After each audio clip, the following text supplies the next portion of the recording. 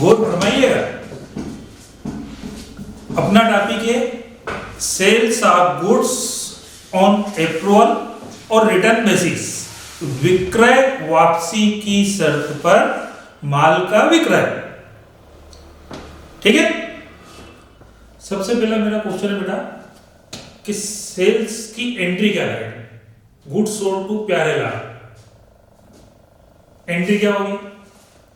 बिल्कुल सही बात, डेटर्स अकाउंट दिया, प्यारेलाल अकाउंट दिया टू सेल्स। क्लियर, ये सब आपको आता है। अब नेक्स्ट क्वेश्चन आता है कि सेल्स किसको कहते हैं? What do you mean by sales? कोई भी मटेरियल हम जब सेल कर रहे हैं, मतलब सेल्स मींस ऑनरशिप का ट्रांसफर ऑफ ऑनरशिप। तो जिस दिन बिलिंग हो जाती है, डीलिंग हो जाती है, वैसे ऑनरशिप क्या हो गई बेटा? ट्रांसफर हो गई। ऑनरशिप के साथ में रिस्क भी जुड़ी रहती है, मतलब ऑनरशिप के साथ में रिस्क भी ट्रांसफर हो गई, चाहे मटेरियल हमने कस्टमर को, कंज्यूमर को डिलीवर करा हो या नहीं करा। मोस्टली हम क्या करते हैं कि मटेरियल सेल करा, बिलिंग हो गई, डीलिंग हो गई, और डिलीवर भी कर देते हैं। कभी कभी हमने मटेरियल डिलीवर नहीं करा मतलब मटेरियल आज भी हमारे पास रखा है फिजिकली, लेकिन वो मटेरियल अब हमारा नहीं है, क्योंकि वो मटेरियल सेल हो गया मतलब ऑनरशिप ट्रांसफर हो गई, ऑनरशिप ट्रांसफर हो गई मतलब रिस्क भी ट्रांसफर हो गई। क्लियर, ऑनरशिप के साथ में हमेशा रिस्क जुड़ी रहती है, ऑनरशिप ट्रांसफर मतलब रिस्क ट्रांसफर।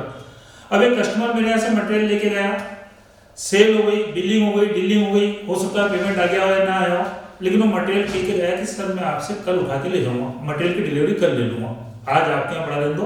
मैंने कहा ठीक है। तो उस मटेरियल को जो कस्टमर का मेरे यहाँ पे रखा हुआ है, मेरे को उसी प्रकार से हैंडल करना है, केयर करना है, जैसे मैं अपने मटेरियल को कैरी करता हूँ, हैंडल करता हूँ।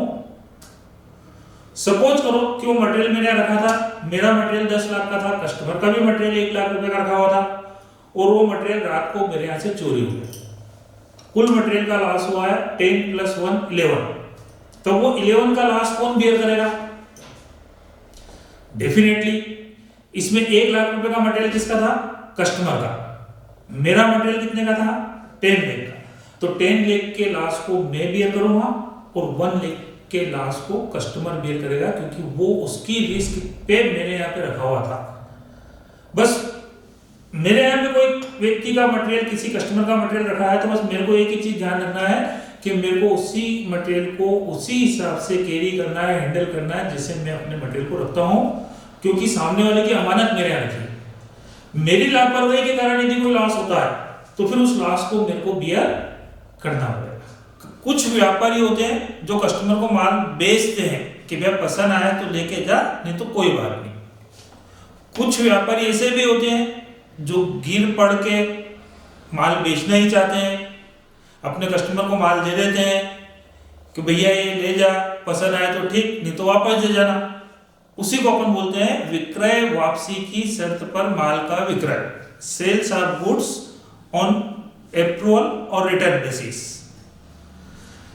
मेरी गारमेंट्स की दुकान है, एक मित्र मेरे आया, जीन्स उसको पसंद आई, बहुत अच्छी लगी, उसने मेरे से उसकी प्राइस पूछी। मैंने उस जीन्स को 500 रुपीज में परचेज करा था, उस जीन्स की कास्ट प्राइस हो गई 500। उसने प्राइस पूछी, तब दोस्त है क्या कमाना, मैंने उसको उसकी प्राइस बता दी। मैंने कहा 900 यार तेरे लिए सही है ना, दोस्त से क्या कमाना ज्यादा।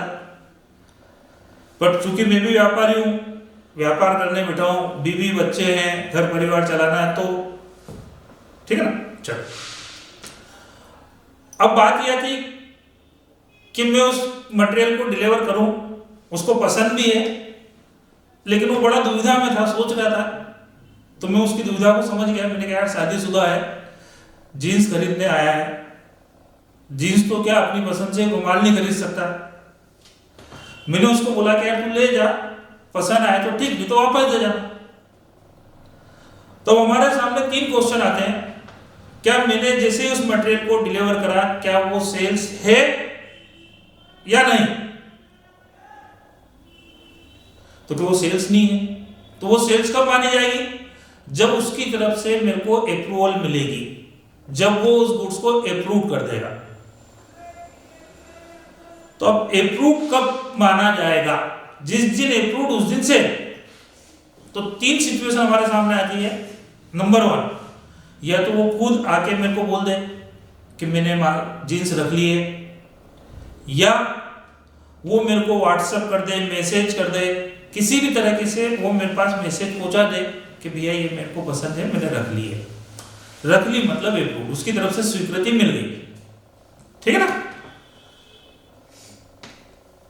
अब मैंने तो उसको मटेरियल डिलीवर कर दिया था, लेकिन 1 दिन हो गया, 2 दिन हो गया, 3 दिन हो गए, रोज मैं आता हूं, अगरबत्ती लगाता हूं और गाना गाता हूं, सनम कब आओगे, है ना, आ ही नहीं रहा है, जवाब ही नहीं दे रहा है। तो फिर मैं उसका कब तक इंतजार करूं?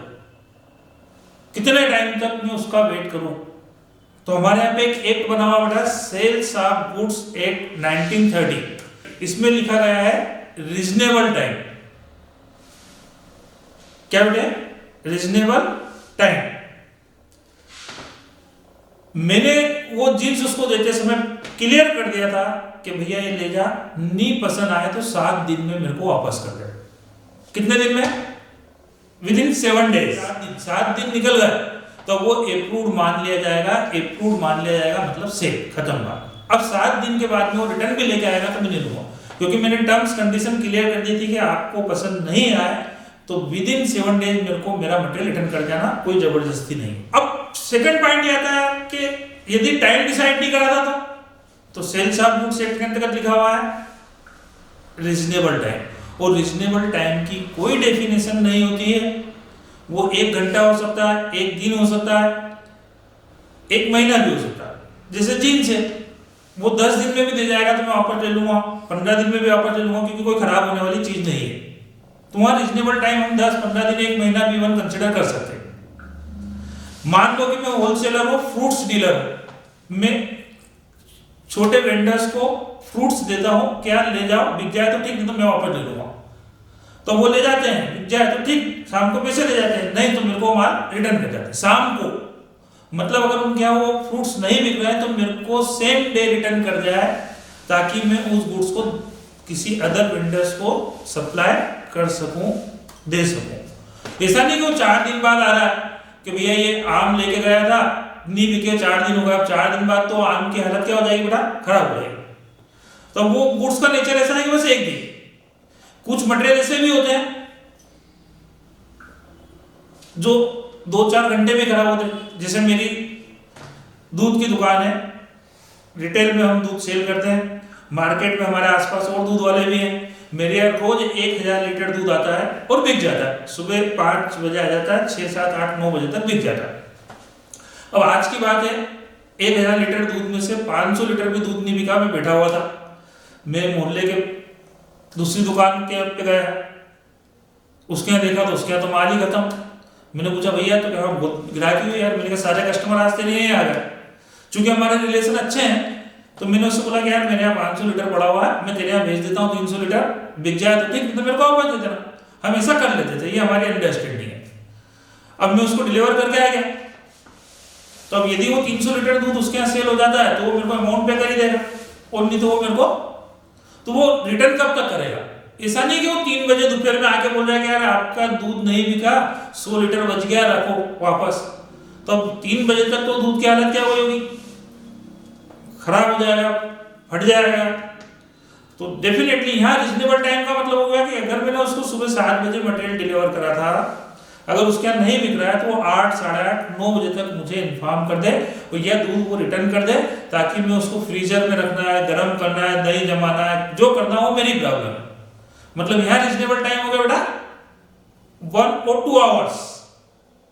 क्लियर? तो रीजनेबल टाइम की कोई डेफिनेशन नहीं है, वो आपके बिजनेस के, आपके गुड्स के नेचर के ऊपर डिपेंड कर सकता है। वो 1 आवर हो सकता है, 1 डे हो सकता है, वो इवन 1 महीना भी हो सकता है। यदि टाइम डिसाइडेड नहीं तो रीजनेबल टाइम वर्ड यूज किया गया है, और जैसे वो रीजनेबल टाइम कंप्लीट होगा हम उसको अप्रूव्ड मान लेंगे। अप्रूव्ड मतलब सेल। तो सेकंड केस समझ में आ गया? फर्स्ट खुद अप्रूवल दे दे, सेकंड अप्रूवल नहीं दे, वो रीजनेबल टाइम कंप्लीट हो जाएगा। थर्ड पॉइंट है, मैंने वो मटेरियल उसको 1 जनवरी को सेल करा था अप्रूवल बेसिस पे, 7 डेज टाइम मैंने क्लियर कर दिया था, पसंद आए तो ठीक, नहीं तो 7 डेज में मेरे को रिटर्न कर देना। अब एक दिन निकल गया, 1st, 2nd, 3rd, 4th जनवरी के दिन मैं एक पार्टी में गया तो वो जीन्स पहन के खड़ा हुआ था। अब मेरे दिल में तो एक ही बात है, अपन तो सीधी बात, मैंने कहा बात की है जो पहन के खड़ा हुआ है ना। कोई भी व्यक्ति कोई गुड्स को, कोई प्रॉपर्टी को जब भी यूज कर सकता है जब वो उसका ऑनर हो। जबकि मैंने वो मटेरियल उसको दिया था, पसंद आया तो रख लेना, नहीं तो वापस देके जाना। अगर उसको पसंद नहीं था तो मेरे को क्या करना था, रिटर्न करना था। अब उसने रिटर्न भी नहीं करा, अप्रूवल भी नहीं दी, उस प्रॉपर्टी को, उस गुड्स को यूज करना चालू कर दिया, और डेफिनेटली वो उसके बात की समझ रहा है जब भी तो पहन के खड़ा हुआ है। तो अब यहां मैं 7 डेज का भी इंतजार नहीं करूंगा, मैं यहां मान लूंगा 4th डेज कि वो मटेरियल उसने रख लिया, अप्रूव। सेकंड केस कि 4 जनवरी को मैं एक पार्टी में गया तो वो तो नहीं, उसका एक साला था, वो जीन्स पहन के खड़ा हुआ था। मैंने उससे पूछा, मैंने कहा तेरा भाई जीन्स कहां से आई? तो कि जिया जी ने गिफ्ट करी। तो दिमाग में वही पॉइंट कि जिया जी गिफ्ट कर रहे मतलब वो उनके, ठीक है ना।